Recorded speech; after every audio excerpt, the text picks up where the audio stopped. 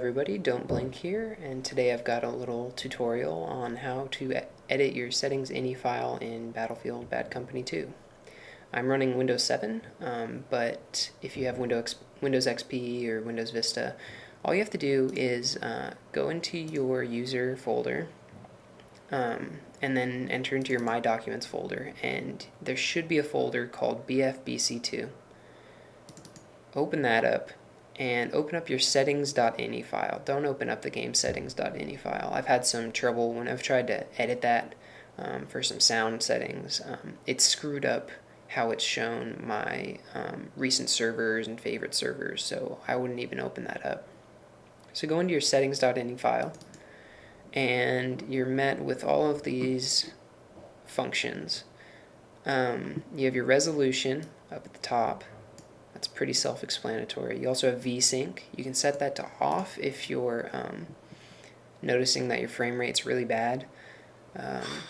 But I have Vsync on for myself because I've noticed a lot of screen tearing when it's off, especially when I arm MCOM stations. The screen tearing can get really, really bad. Set your sound quality to medium.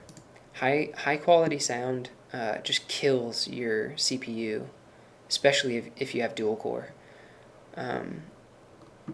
Effects setting, I would set all of these settings right here: effects, soldiers, vehicles, overgrowth, undergrowth, static objects, terrain, and shadows. I'd set all of those to medium.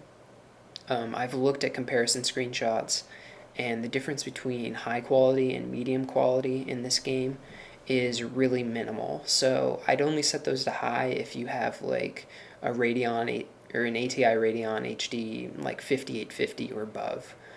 If you don't have something equivalent or better than the 5850, I really wouldn't even waste my time.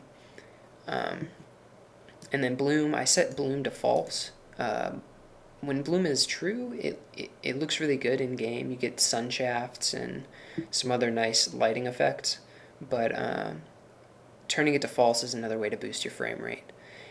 HSAO, in game it's referred to as HBAO, which means horizon-based ambient occlusion.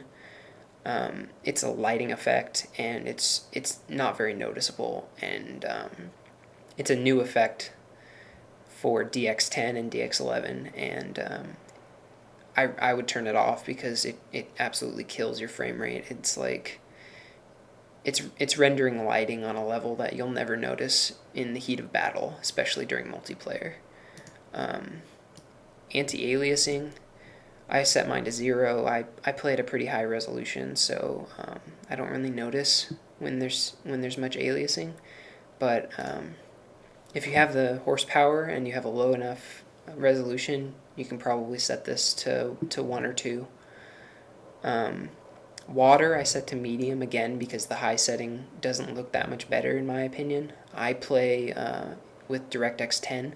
I have a GeForce GTX 260 216, and I don't notice any difference between the medium and high quality settings during actual gameplay. Textures, medium's fine. High textures don't look that different to me. This is probably one, if you have a graphics card with a lot of memory, you could probably set that to high and not see too big of a difference with your frame rate, and you'll probably notice the difference in visual quality, but I set it to medium because it's not that big of a deal to me. Tropic Filtering, I set that to 2 in this file, which equates to 4 times setting in game. That smooths out textures when the textures are perpendicular to you, so like ground textures and walkway textures. Detail, I'm pretty sure this is the equivalent of like level of detail. So as objects go into the distance, the number of polygons that they consist of reduces. I set that to medium, which has helped my frame rates. And then render head limit. Definitely set this to 0. It defaults to 2, but basically what it means is that your video card will be rendering 2 frames ahead of what it's showing you.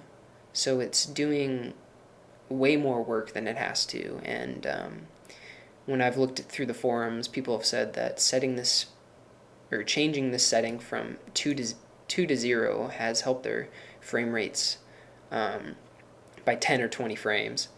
So I definitely recommend setting this to 0. And then here's your FOV, your field of view setting. Battlefield Bad Company 2 sets the field of view setting differently from other PC FPSs. It sets it vertically as opposed to horizontally, like most games.